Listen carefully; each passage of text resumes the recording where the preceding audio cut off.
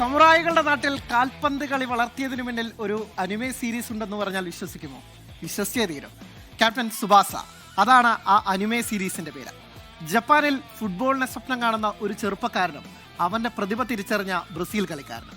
പിന്നെ അവൻ ബ്രസീൽ ക്ലബിന് വേണ്ടി പന്ത് തട്ടുന്നതും ഒടുവിൽ യൂത്ത് കപ്പിൽ ബ്രസീലിനെ തന്നെ തോൽപ്പിച്ച് ജപ്പാൻ കിരീടം ചൂടുന്നതുമായിരുന്നു മാങ്ക എന്ന ജപ്പാനിലെ ചിത്രകഥാരീതിയിൽ അവലംബിച്ച സീരീസിന്റെ ഇതിവൃത്തം.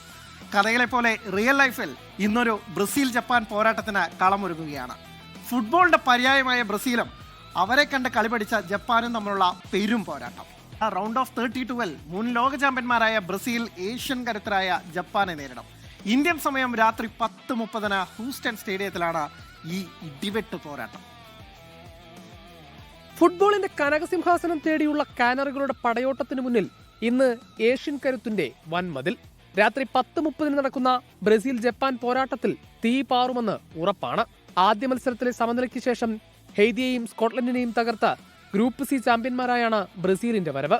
വിനീഷ്യസ് ജൂനിയറിന്റെ തീപ്പൊരി ഫോമും സൂപ്പർ താരം നെയ്മാറുടെ തിരിച്ചുവരവുമാണ് ബ്രസീൽ ടീമിന്റെ കരുത്ത്.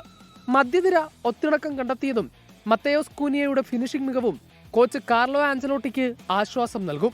പരുക്കേറ്റ സൂപ്പർ താരം റഫീഞ്ഞയുടെ അഭാവം ബ്രസീൽ ക്യാമ്പിൽ ആശങ്കയുണ്ടാക്കുന്നുണ്ട്. വമ്പന്മാരെ അട്ടിമറിക്കാൻ കെൽപ്പുള്ള കളിശൈലിയുമായാണ് ജപ്പാന്റെ വരവ്. ഗ്രൂപ്പ് ഘട്ടത്തിൽ കളിച്ച 3 മത്സരങ്ങളിൽ നിന്ന് 1 ജയവും 2 സമനിലയുമടക്കം 5 പോയിന്റോടെ 2ാം സ്ഥാനക്കാരായാണ് ജപ്പാൻ നോക്കൌട്ടിൽ ഇടം പിടിച്ചത്. അവസാന മത്സരത്തിൽ ടുണീഷ്യയെ എതിരില്ലാത്ത 4 ഗോളുകൾക്ക് തകർത്തുവിട്ടതിന്റെ ആത്മവിശ്വാസം ജപ്പാനൊപ്പമുണ്ട്.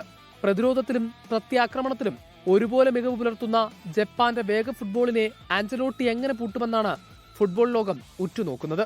കാനറികളുടെ ആക്രമണത്തിന് മുന്നിൽ ഏഷ്യൻ വൻമതിൽ വീഴുമോ അതോ ജപ്പാൻ ചരിത്രം കുറിക്കുമോ എന്ന് ഇന്നറിയാം. World cup desk 24.